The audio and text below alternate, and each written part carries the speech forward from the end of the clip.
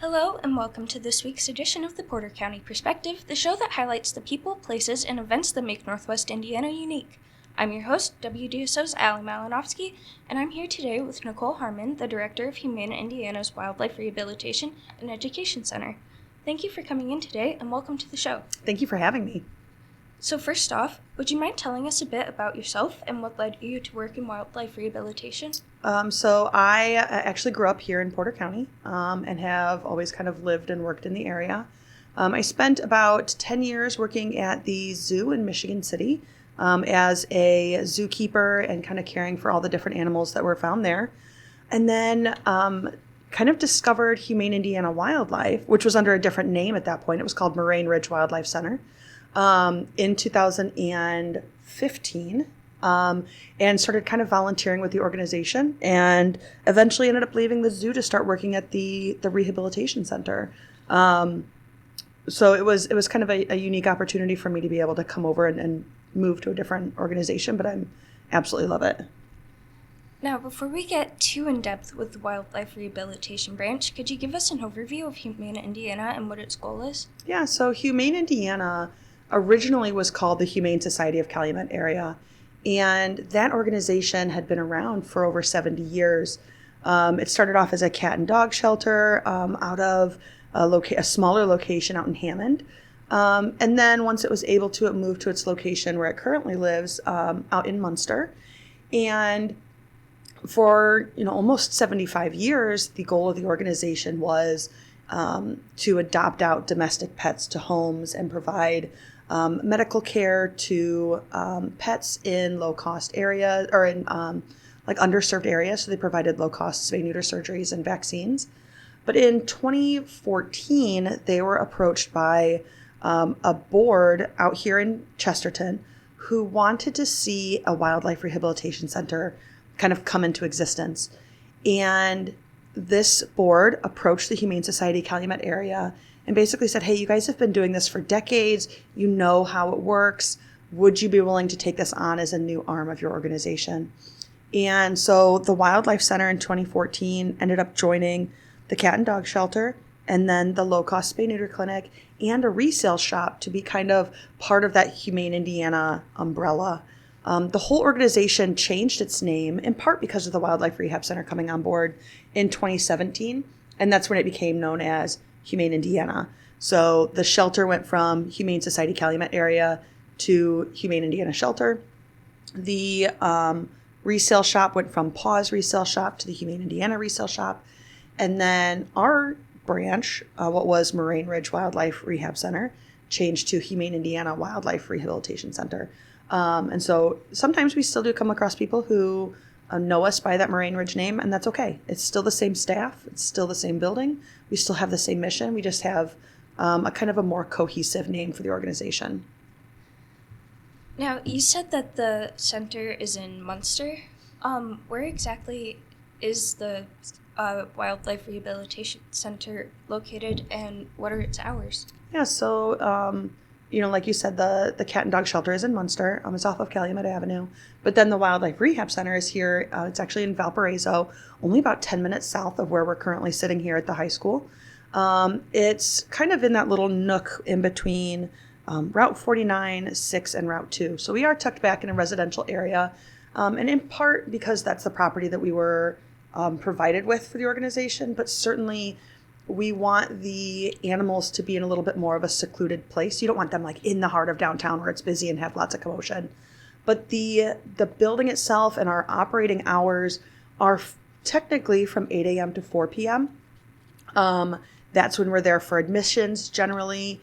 But we are there every single day of the week. So people ask sometimes, are you there on the weekends? Absolutely. We're even there on holidays, Christmas, New Year's, where everybody's at home hanging out with family. We have to make sure our animals are cared for. Do you guys work sort of wacky hours? We do. So wildlife rehab, animals cannot schedule when things happen to them or when they get found. And so we do have to work kind of those abnormal hours. Some of that is fielding questions from people or phone calls in those kind of non-traditional hours. Maybe it's really early in the morning, or maybe it's later at night. We're getting phone calls, or we're getting messages on Facebook or emails with people in the community who are finding these animals and have questions about what to do with them. So we're obviously going to help them as much as we can in those kind of off hours. And at the same time, I guess maybe more than that, the animal care staff, myself included, will have animals at home with us sometimes. And typically those are baby animals. So if we're raising baby squirrels or baby skunks or baby possums, those are at home with us in the evening hours, because those animals need between 12 and 16 hours of care. And so in an effort to not have our staff essentially living at the rehab center during the busy season, we take those animals home. And so, yeah, I might be feeding baby weasels at 10 o'clock at night, or feeding baby songbirds until 8 or 9 p.m. So, yeah, it's definitely a non-traditional work schedule. Now, is your staff mostly volunteers, or is it paid staff? So it's a little bit of a combination of both. So we do have staff members who work there year-round. There are 5 of us. We have it's myself and my assistant director. We have an educator on staff. And then I do have 2 animal care technicians, one of them who did graduate from Chesterton High School, I should say.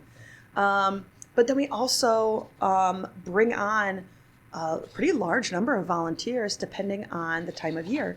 So right now I have 6 volunteers who are working with us through this winter months, primarily on like maintenance stuff. They help us with, and they're actually there right now, helping us with building enclosures, clearing trails, getting the grounds ready for next season. We also have we refer to them as interns. So these are interns who are, whether they're from Valpo University, maybe Purdue, maybe IUN, and they're helping us with animal care. These are the students who want a career in animal husbandry, or they want to be a veterinarian, or they want to be a conservation officer. We actually had somebody reach out who is in marketing, and they want to help with the marketing side of our organization. So we will bring on these volunteers, these interns, and they will work alongside our staff to learn how to do what we do. And it is mutually beneficial, because as a nonprofit, I cannot employ dozens of staff members. That's very costly. But on their end, they need job experience, and they need a foot in the door, and they need to be able to learn what they're doing. And so it becomes this wonderful relationship with some of these local organizations or universities where we do get those volunteer hours from our interns, but at the same time, they get that job experience that they need. And sometimes that the reference from our staff, or the letter of recommendation from our staff, to be able to really succeed in their career and have a foot in the door somewhere. Are there volunteer opportunities or other ways for interested listeners to contribute to Humane Indiana's goal? So we do have a volunteering tab on our website where somebody can sign up to assist with the Wildlife Center. Sometimes that means helping us with things like dishes and laundry, or making diets for the animals for those who maybe don't have an animal background, or really just want to find a way to help but not necessarily handle animals. We also have individuals who help us with events. Like we have an event coming up on Sunday, kind of to celebrate Groundhog's Day and raise awareness about why groundhogs are such interesting and important animals ecologically. But that takes manpower, and so our volunteers will help with events like that. And then we sometimes have volunteers who are crucial to our mission, who are just picking up and transporting animals, maybe from different places into the community, to the rehabilitation center so that we can get them into care. So there's always ways for people to be able to assist at the Wildlife Center. That volunteering tab on our website, which is humaneindiana.org, is going to be the first step to getting into that process. You mentioned your Groundhog's Day event. What other events do you have coming up? So the Wildlife Rehab Center is a nonprofit. And so part of what we do within our organization is have educational events that feature animals that are non-releasable. So in this case, it's a groundhog for our upcoming event. And we're going to utilize those animals and our education staff to make connections in the community and really raise awareness. And so the first event that we have upcoming is going to be that Groundhog's Day event that I had mentioned. It starts at 8 o'clock on Sunday at the Indiana Welcome Center in Hammond. And from 8 to noon, it's going to be a breakfast that's hosted by Byway Brewing. So it's going to have some really great food there. But also that opportunity to meet our education groundhog and participate in some education programs, learn some ways to kind of coexist with this species. It's a family-friendly event. All of our events are family-friendly, and just kind of a great opportunity to come out and learn more about the center. We also host other events during the year, such as our Bird of Prey Jamboree, our Pollinator Day. We have a Bat Appreciation Day, a Creepy Crawling Night that are hosted all throughout Lake and Porter County. And again, it's just an opportunity for people to get their families out, to learn about our mission, to meet some really cool species. Our largest event throughout the year is going to be our Festival of Owls. That always occurs in November. This year it's going to be on November 15th. And we always host it at the Porter County Expo Center. And we'll have this year 6 species of live owls there that are all native to the state of Indiana for people to be able to see. And it's really interesting because many people don't realize that Indiana has so many species of owls and that they all look so vastly different. So this is definitely an opportunity for people to support our organization, but learn about different owl species at that event. And then we always have a vendor marketplace and like a kids area too. So not only would you be supporting our mission, but then helping with local nonprofits and small businesses in the area as well.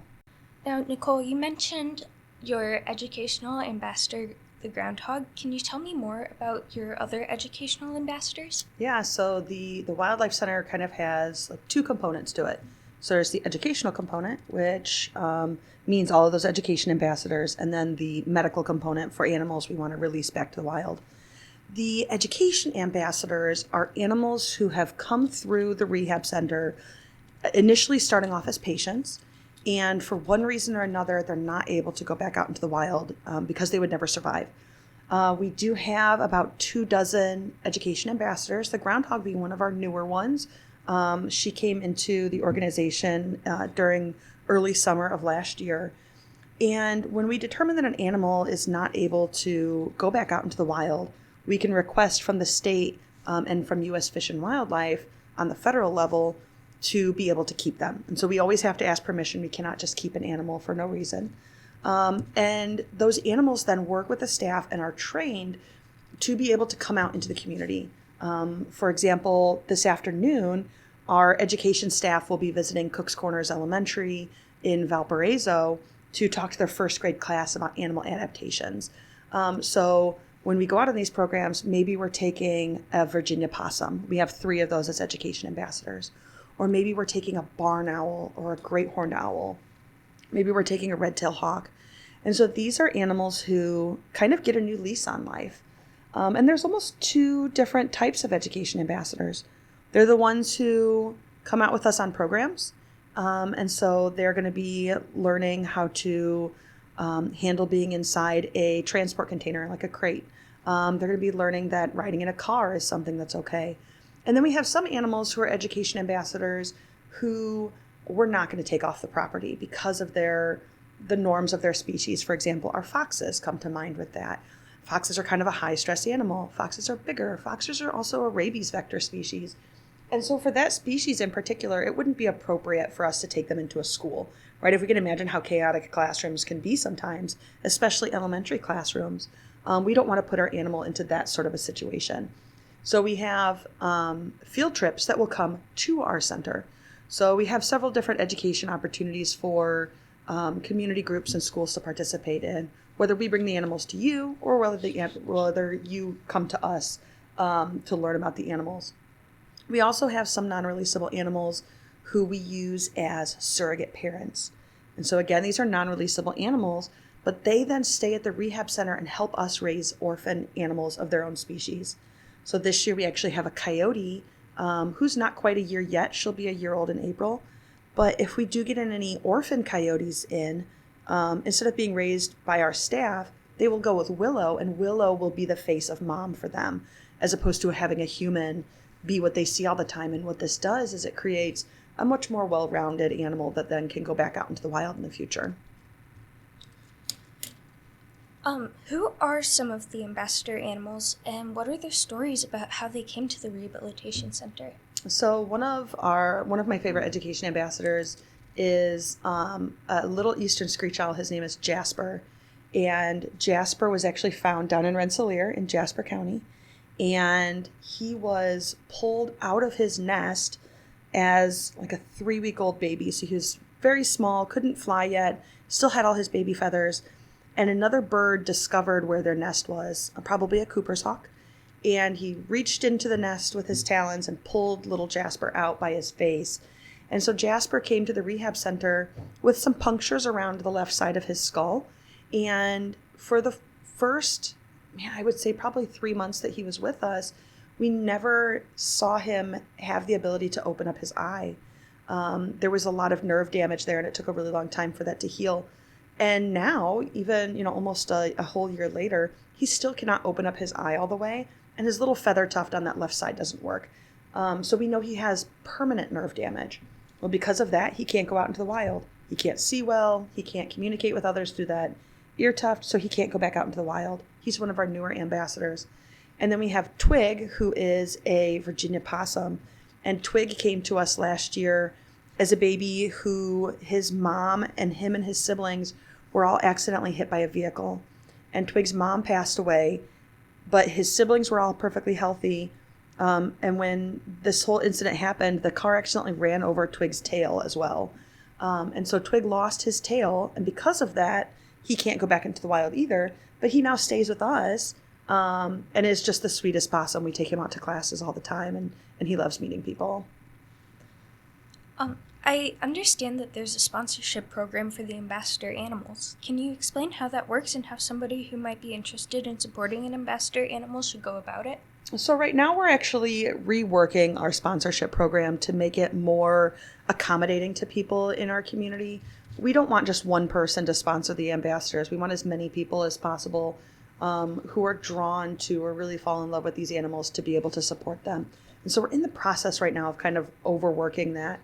But essentially, once that's all finalized, for a predetermined donation, you become a participant in the community who is helping to support the cost of care for that animal. And so along with that, you get a certificate of sponsorship or like a certificate of adoption. It would come along with like a painting or a picture of that animal, a picture of the animal, a painting done by that animal, along with like a sticker of them, sometimes a magnet or a pin of that animal, and then updates on what that animal is doing all throughout the year. So you can find out where that animal's been, what schools they've been visiting, how many people they've come into contact with, and kind of you get to be part of their story. There's also, of course, the opportunity then to meet that animal that you're sponsoring.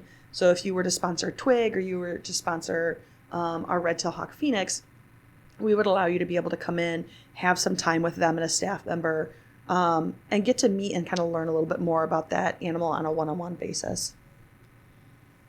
Can you tell me more about the patients you guys care for at your clinic? The Wildlife Rehab Center, when it started in 2014, was this idea that wildlife get injured in our community and they have to have a place to go. And so in that very first year that we were in existence, we took in 141 animals. Most of them are raccoons, as is probably not surprising. But over the years, the rehab center very quickly actually became the largest rehabilitation center for wildlife in the entire state. This past year, we saw over 3,640 animals. And these animals come to us because of conflict with living around people. They're animals who are hit by cars, animals who are caught by domestic pets like cats or dogs. They're animals who get poisoned. But then, of course, sometimes there's natural reasons why they come in. Maybe it's an animal who gets a virus like West Nile, which is transmitted by mosquitoes. Or right now, like avian influenza is all in the news, like constantly. And that's something that's impacting wildlife too. And so wildlife rehabilitators are kind of at the forefront in discovering these different viral issues that wildlife are dealing with and helping to care for them. And sometimes we get an influx of animals just from a really strong spring storm or a really bad winter event. I mean, even just the cold of the last week was driving animals into our center for care. And what happens is that the general public are typically the ones who find the animals, and then they bring them to us. And it is at no cost to the public to drop the animal off. And then we provide the animal with medical care, no matter what that means. And then we're looking at getting the animal back out into the wild. That ends up being the ultimate goal, is returning them to the wild. If someone finds a wild animal who appears to be in danger and in need of rehabilitation, what steps do you suggest they take? So one of the first things is really identifying whether or not it does need help. Quite often we'll get animals, mainly young animals, who maybe don't need assistance, but our compassion, our yearning to help those animals might drive somebody to try to assist them when that's not necessarily needed. And so sometimes it's just a call to the wildlife center to say, hey, this is the situation I'm seeing. Does this animal need help, or should I leave it? But if it's a situation like a bird of prey in the middle of the road or a possum who's been hit by a car, absolutely we want to get it to some assistance right away. And so it's taking something that is like a protective barrier and getting that wrapped around the animal and putting it into a container of some sort that's safe for them to transport in. So, right now is the perfect time of year because everybody is wearing coats and sweatshirts and hoodies and things like that. And so, using that to kind of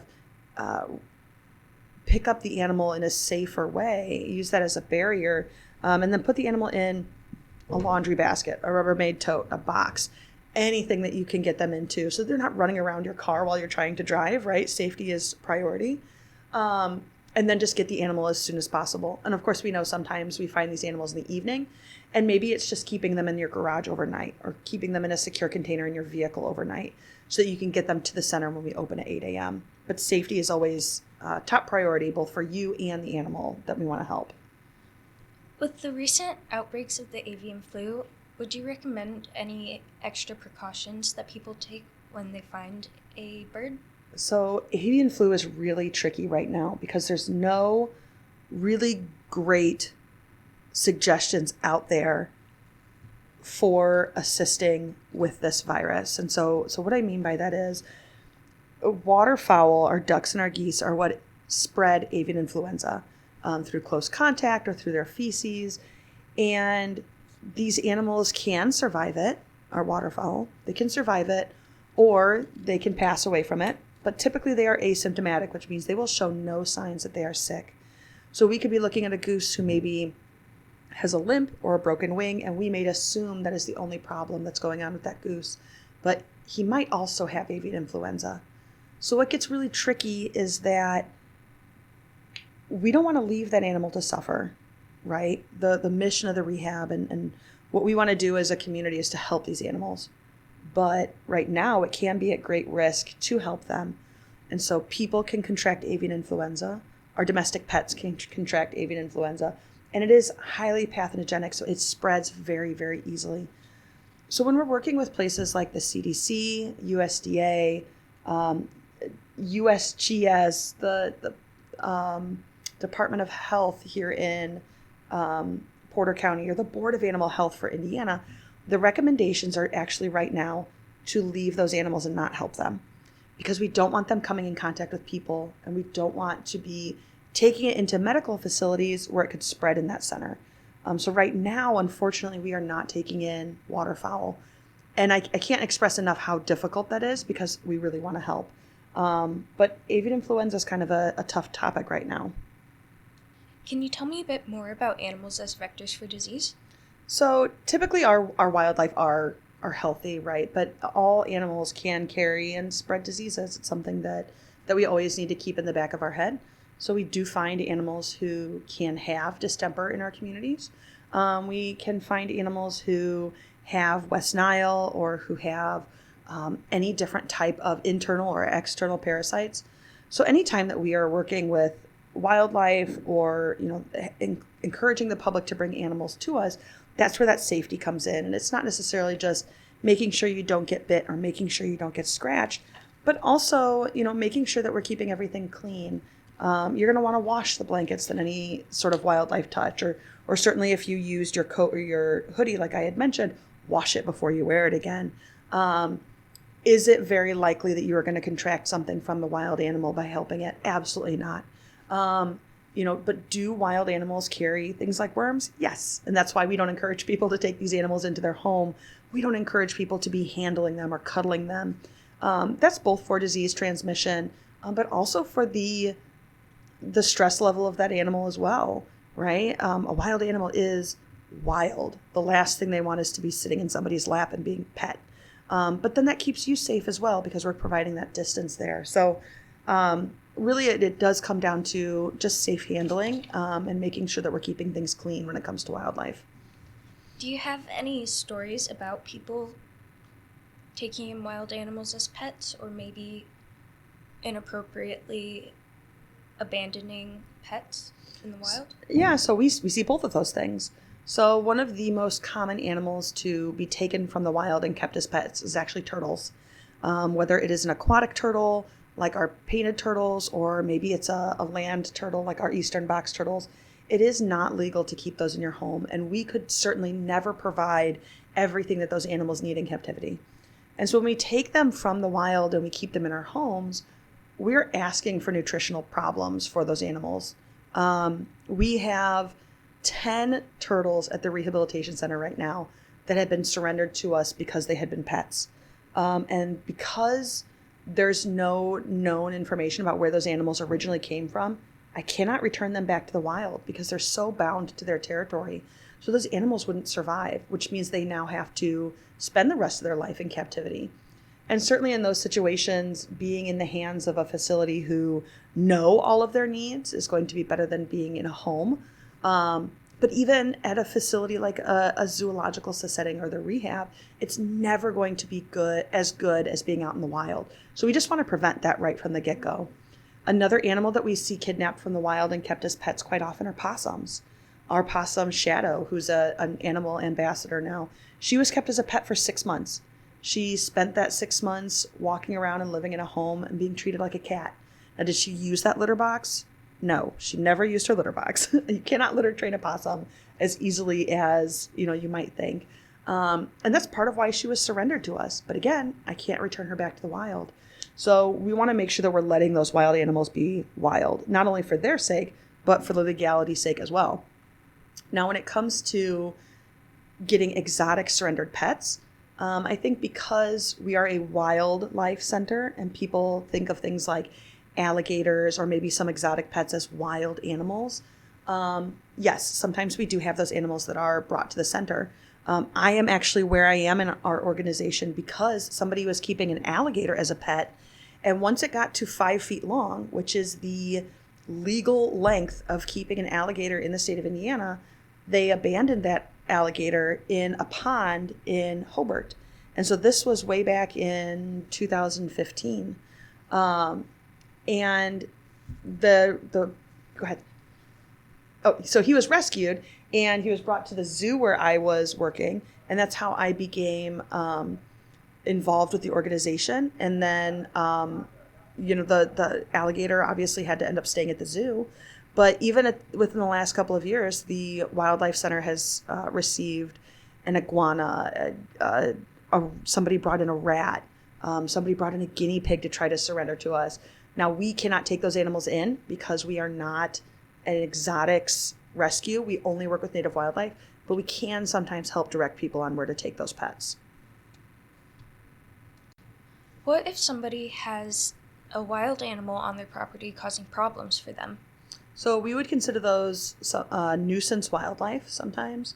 So there's always a root cause for that animal causing issues, right? Maybe it's a raccoon getting into your trash, or maybe it's squirrels who are chewing into the side of your house, or maybe it's woodpeckers on your wooden siding. So sometimes we can see animals around our homes and consider them nuisances. There's always a way to handle it humanely. And so what we do is while we don't come out and provide services at the home, we can field phone calls to help with those nuisance issues. So you have a raccoon in your attic. Well, what can we do to discourage that animal from leaving? when it comes down to it, we can look at reasons why it's so appealing that they're there. Your attic is dark. Your attic is quiet. Your attic is warm. Okay, let's shake that up, right? If it's quiet, we're going to put a radio in there and we're going to blare music. If it's dark, we're going to put a high lumen flashlight in there. If it, is a place that is seemingly comfortable, what can we do to shake it up and make it uncomfortable? Same thing with animals who are in our sheds or underneath our sheds or getting underneath the foundation for our homes. Those are the primary nuisance situations that we wind up with. An animal in a place around our property where we don't want them to be. And we, as a community or really as a property owner, have to now remove the things from that animal that make it just so cozy and welcoming for them. And it actually ends up being a fairly easy process and pretty cost effective to convince those animals, hey, maybe being here is just not quite as cozy as I thought it was, and they're going to move somewhere else. One of the biggest things that welcome wildlife to our properties is also going to be access to food. So it's making sure that, if you're feeding outdoor cats, you're pulling in your cat food at a certain time so that our nocturnal animals aren't going to be feeding on it as well. Make sure your garbage is secure. Make sure that, if you have a compost pile outside, it's not in close proximity to the home. We want to take away those things that are drawing wildlife to our property in a negative way that make them rely on us. And often it is food and often it is shelter.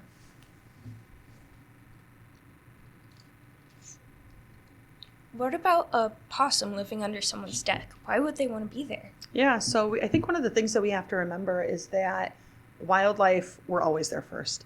And so we really are almost sharing space with them, and that we should expect to see them around. Possums are a really great example of an animal who is a non-destructive kind of wild neighbor that we can expect to see around homes, primarily because they're trying to stay warm. So possums are a great example of an animal that we want around our properties because of all the services they provide. So they're going to be eating ticks. They're going to be eating all the different types of grubs and worms that would be found in your garden, possibly, like chewing on your produce and on your tomato leaves and things like that. They're going to be eating any dead mice or any dead birds that they find in the yard. So really, they are a really beneficial species to have around. But say it's living underneath your shed or underneath your porch, and say it's driving your dog just absolutely crazy. Why is it there? Possums in particular are going to be there for shelter. Possums have naked ears, naked hands. They don't have anything on their tail. And so they really are not very well set up for winter. And so during times like the last couple of weeks where it's been really cold, we almost need to provide them with a little bit of grace, knowing that they're stuck outside where it's really cold. Now, that doesn't mean we want to welcome them inside, right? But we do want to be a little bit more understanding. And so if it's a situation like it's just driving your dog crazy, maybe take a peek outside first, make sure the possum's not out in the yard, and then let the dog out. Maybe it's putting up an additional barrier between the dog and the possum. What we do want to do is to kind of let the possum be for as long as we can. Now, obviously, we don't want to have any kind of run-ins between the possum and the dog. The possum would very likely get hurt in that situation. But to kind of keep it in the back of our heads why they're there. And for that sort of situation, it's just warmth. They're not trying to cause any damage. They're not trying to, necessarily be aggressive. They're just trying to seek someplace that's safe for them. Can you tell me about a time you had a successful nuisance situation with a wild animal? So it's pretty common for us to be able to help people in our community to encourage wildlife to get out of their attics, like we had mentioned. So those are successful quite often. But I think one of my favorite sort of nuisance situations was a time we helped a woman who was a Valpo resident with a hawk. The hawk and its mate had been on her property for about 5 or 6 years and never had been any sort of an issue. But then she discovered one year where the hawk was actively going after some of her chickens, and she had called and was concerned, and we were helping her with different tips and tricks to kind of keep the hawks away, whether that was additional netting or your reflective surfaces to scare it away. And nothing seemed to be working. This hawk was very persistent. And eventually the hawk did unfortunately, it wasn't an accident for him, right? But he unfortunately did end up capturing one of her chickens but got himself injured in the process. And so the hawk ended up in our care. And when we ended up doing an exam and ran a lead test on that hawk, we actually found that the hawk was very sick. And so we were able to call that property owner and explain to her, hey, this hawk has lead toxicity. He's actually very ill. He's very weak. He's very skinny. And this might explain why all of a sudden this hawk is going after some easy food as your chickens instead of going after something that's a more natural food source like a squirrel or another mammal. And so what was so amazing about this situation was that once we ended up getting the hawk medically cleared, he stayed in our care, we treated him for his lead toxicity, and he was ready to be released back to the wild. That property owner actually welcomed that hawk back to his home territory, back to where his mate was, and she had not had or has not had any issues with him since. And so I think that's something too for people to remember, is that sometimes we see these weird behaviors because an animal is struggling, whether they end up ill or whether they are a young animal who's just trying to learn and just trying to survive. Sometimes that is something that we would consider a nuisance, and we want to have some understanding as to why those instances are occurring. Are there any special success stories about animals you've helped rehabilitate and return to their wild environment that you'd like to share? I feel like 2024 had so many really amazing success stories. And in my career at the Wildlife Center, I'm actually starting my 10th season. This past year, we had 8 bald eagles that came into our care. And so that in itself was record breaking for our center. But there was one situation with a bald eagle out in Michigan City that I think I'm going to end up kind of remembering for my entire career. It was such a really cool story. So there was a husband and wife who were running along their property or running out in Michigan City recreationally. And while they were exercising, they found a bald eagle, a mature bald eagle with that really pretty white head in a ditch along the side of the road, and he was completely submerged in water. And this was like very early spring, so it was still cold out. The water was still freezing. And this bird was clearly hypothermic. So he was struggling to keep his body temperature normal. He was fading in and out of consciousness. He was still alive somehow. And so the husband and wife ended up scooping up the bald eagle, taking him back to their property, and grabbed a warming blanket and started warming him back up. In the meantime, they called us at the center, and I was able to get out there and discover that there were really no injuries to the bird, but he was very, very cold. And we got him back to our center, slowly warmed his body temperature back up to normal, which for a bald eagle is around 104 degrees is their normal body temperature. And as we saw that warming, we saw him start acting like a bald eagle again, right? He was now able to stand up. He was conscious. He was mad that he was at our center because he doesn't understand what's going on. And 3 weeks to the day, we were able to release him back out to his home territory.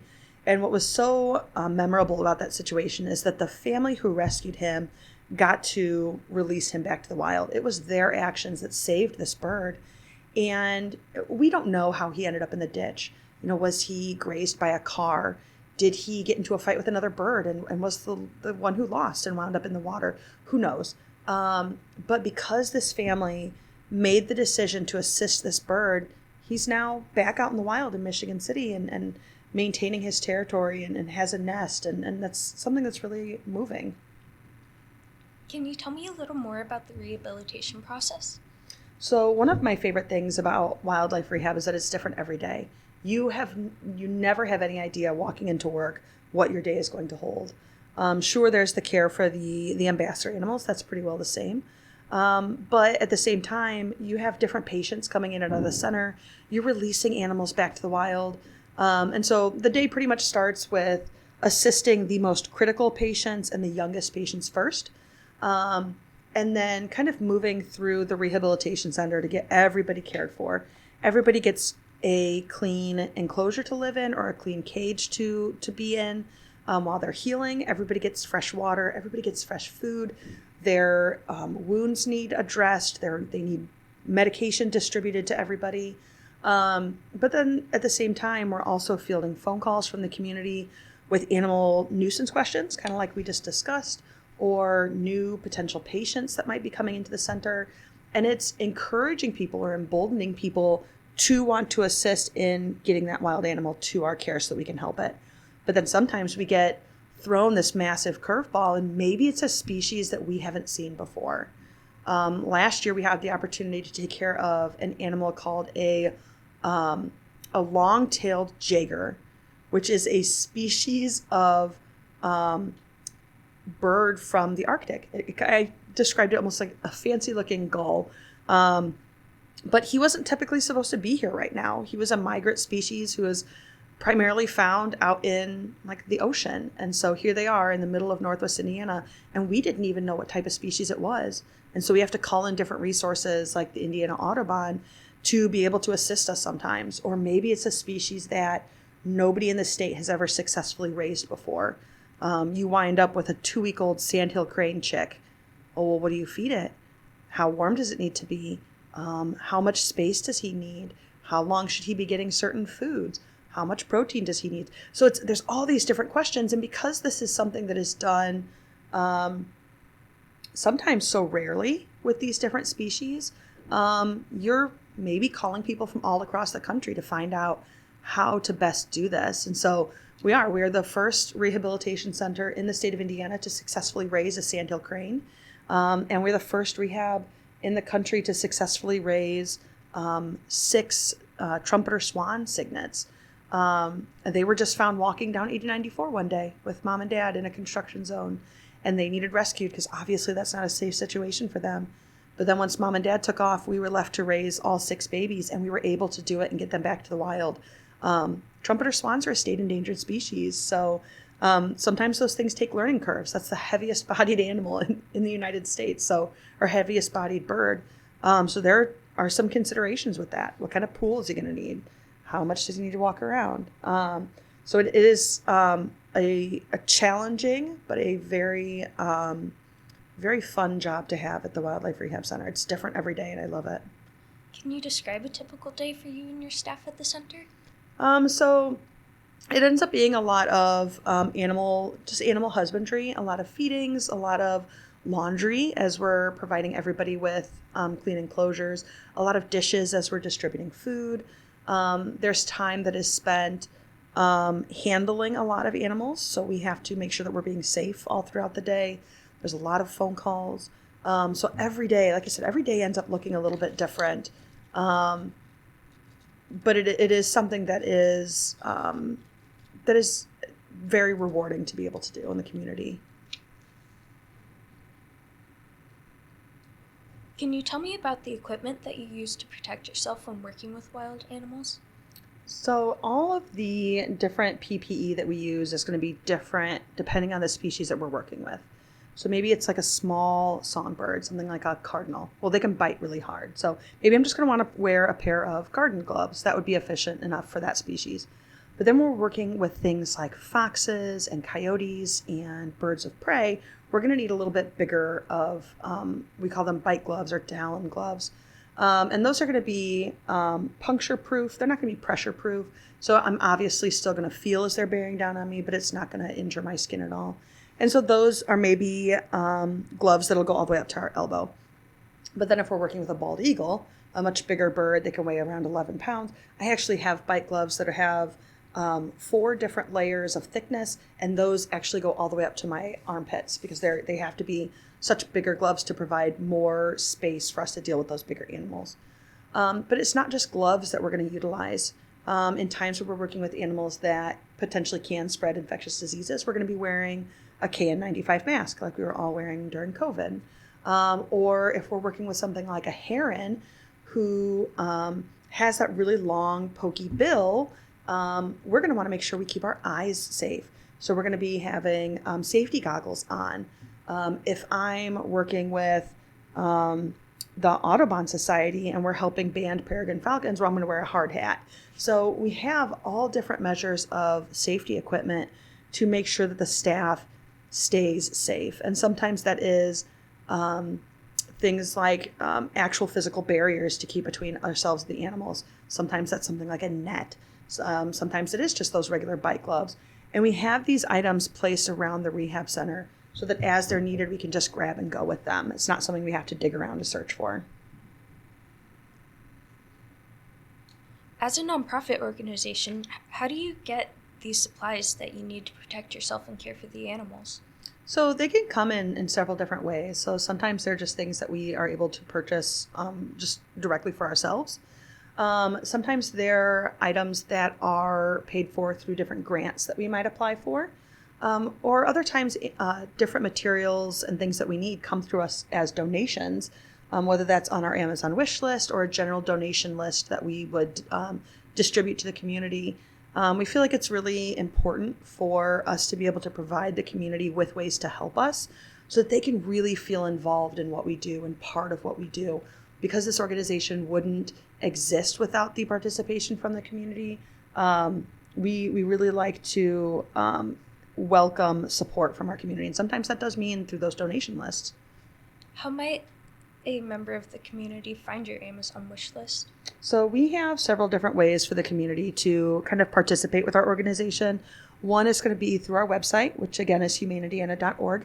And on that website, there's going to be a wish list for ourselves, but also for the shelter. Maybe wildlife's not your thing and domestic pets are where your heart lies. You can support the shelter in that way as well. So we have both a general wish list, which has things that are kind of single-use things, right? So paper towels, treats for the dogs, light bulbs, things like that. That's going to be on one of our lists. And then the more specialized list would be our Amazon wish list, which is also found on the website, but then found on our Facebook page as well. And that Amazon wish list contains kind of those more specialized items that we're looking for. So sometimes we'll put bite gloves on there. Sometimes we'll put nets on there. Sometimes we'll put things like the specific formula that is needed for raising a baby skunk. And then, one of the things that I really like seeing or feels very heartwarming is that when you say you bring me a litter of baby squirrels that you found in your backyard after a storm, and you feel very concerned for these babies, you want to see them have a chance at surviving. Well, you can participate and contribute to those babies specifically by going on our Amazon wish list and buying them a pound of formula for squirrels and sending it to the rehab center. Because what else am I going to use it for but raising the baby squirrels that you brought into us? And so then that allows you to kind of contribute to them, allows you to keep in touch with us at the center, show your support in a way that's not necessarily just providing a monetary donation. Sometimes the things that are on those lists are enrichment items, fun toys, and things for our ambassadors to experience. So we put all different things on those lists for people to be able to donate to our care. But then at the same time, we always are in need of and accepting things like bowls and towels and blankets, things that we have in our own homes that maybe have, kind of gone through their lifespan in our homes, right? It's a towel that's, kind of ratty. We've had it for a couple of years. We would consider throwing it away. The Wildlife Center can use that to keep animals a little bit more comfortable. And maybe it lives for, that we can use that item for the next, 1 or 2 years, or maybe even it's just a season. And then you gotten a little bit more use out of it. So towels and bowls are something that we are always accepting donations of. Is there anything else that your center offers that you believe is important? So I think one of the things that is important to remember about the center is that it is care for injured and orphaned wildlife, and that it is something that doesn't come at cost to the public, but that our mission really is to also provide a connection between the wildlife that are here in our community and the people that also live in our community. And so we do have the opportunity for people to come and visit the center. And when they visit the center, they're able to see just those education ambassadors who are not releasable. We cannot have people who are visiting the patients, only because we intend on releasing those patients back to the wild. And so we want to keep them kind of as quiet and invisible from people as possible, so that that animal in particular doesn't, undergo additional stress. But we have a series of picnic tables out front that were made by Eagle Scouts. You can come and have a picnic lunch at the rehabilitation center, come and see our education ambassadors and learn about them. We have events going on every single month, all year long, to be able to learn about what we do at the center and how we contribute to the community. And then be able to learn how, as a community, we can work together. What do you hope people come away with after visiting the Wildlife Rehabilitation Center and seeing what you guys do? I hope that people leave with an appreciation for our native wildlife. One of the reasons that I got into this field and specifically working with native wildlife as opposed to exotic animals is that I feel that quite often we focus on species who are in other places. And when we're learning about global warming, we're learning about how that impacts polar bears. When we're learning about migration, we learn about the migration that occurs, the Great Migration in Africa. But all of those things occur in our own state as well. And part of the mission of the Wildlife Rehab Center is to share those instances and those experiences with our community. The migrations of sandhill cranes through Northwest Indiana and the fact that they reside here for months out of the year in the thousands, and we're talking tens of thousands, 30,000, 40,000 sandhill cranes here in Northwest Indiana as they're migrating across continents. Animals who are endangered in our state, or animals who are experiencing difficulties because of climate change in our own state and how that impacts them. We can work to bridge that gap through the Wildlife Center, and I hope that by visiting the center, by learning from our education team and meeting our ambassadors, we start to not only focus on animals on a global level, but turn our mind's eye inward and look at some of the species who are here in our own state that we are coexisting with, and have a new appreciation for them. Is there anything we haven't touched on that you want our listeners to know about the Wildlife Rehabilitation Center? I think we've covered a lot that we've talked at the Wildlife Center, which I really appreciate this opportunity. I think one of the things that we didn't mention is that the center annually sees over 150 species of animals. And when we consider that the state has over 400 species that the rehab center could see, we often sometimes forget how many different types of animals reside with us here in the state of Indiana. And so it's really cool to be able to kind of follow along with the rehab center, and you can do that in a couple different ways. You can sign up for our newsletter, which you can do through the website. But then social media is probably the easiest way to keep track of what's going on, and you can do that through our Facebook page. We also have Instagram, and then we have a TikTok account, and you'll have to bear with us on the TikTok account because we're all still learning how to use it, and so sometimes our videos are a little bit lame, but I feel like we're getting better at it. But that gives you an opportunity to see, where are we with our education ambassadors, what sort of new patients do we have in, what sort of medical procedures are we doing, and then celebrate with us when we release some of those animals back to the wild. All right, that's going to be all for this week's edition of the Porter County Perspective. Again, we've been with Humane Indiana's Nicole Harmon. Thank you again for your time and for being with us today. This is WDSO's Aly Malinovsky signing off.